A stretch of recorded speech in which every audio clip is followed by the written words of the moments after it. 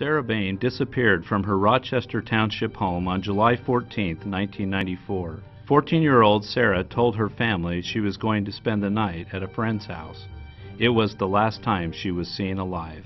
4 months after her disappearance, Sarah's remains were discovered 90 minutes away from her home in a wooded area of Portage County, Ohio. No one knows how she got there, and her cause of death was never determined. Over the past 20 years, investigators have continued to pursue leads that will help them solve the mystery of what happened to Sarah. One of those investigators is veteran detective Andrew Gall. Gall, the assistant chief of county detectives, has an affinity for cold cases. He continues to review unsolved homicides, looking for clues that will bring closure for victims' families. Gall was recently invited to give a presentation on Sarah's case at a cold case symposium at the Cyril H. Wecht Institute of Forensic Science and Law at Duquesne University. Gall talked about the details and challenges of the investigation. Cold Case Beaver County was there. I have become, it's probably due to my age, I've become the caretaker of the cold cases in Beaver County. This is a case that I got involved with in 1994, and it's another one that haunts me to today.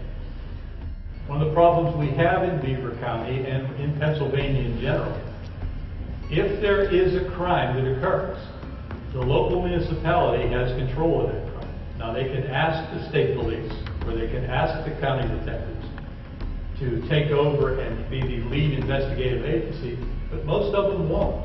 After Sarah disappeared, but before Sarah was found, Catherine Menendez lives in Alliance, Ohio. And so Catherine runs away. Well, Catherine's one of these runaways that they kept just photocopies of her runaway report because she ran away about once a week. And so when she ran away that day, they didn't do too much about it. They just, yeah, we'll put it down, they call us when she comes home.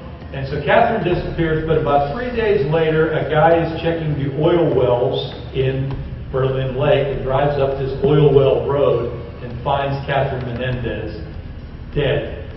Problem is out there, now we don't even know about all this, but back in 1994, while we're having problems with our people, the Portage County Sheriffs and the Alliance Police are battling back and forth with whose jurisdiction is body.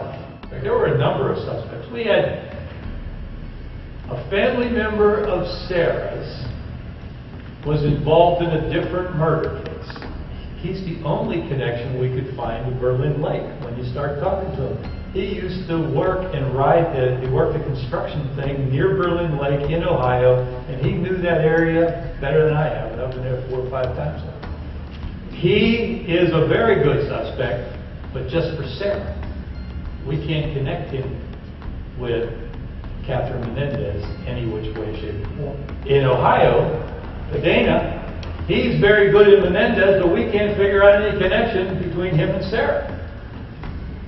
So, do we have this great coincidence that 2 guys who are unconnected decide to kill young girls who are close in age and look similar enough and dump them within a half a mile of each other in Berlin Lake?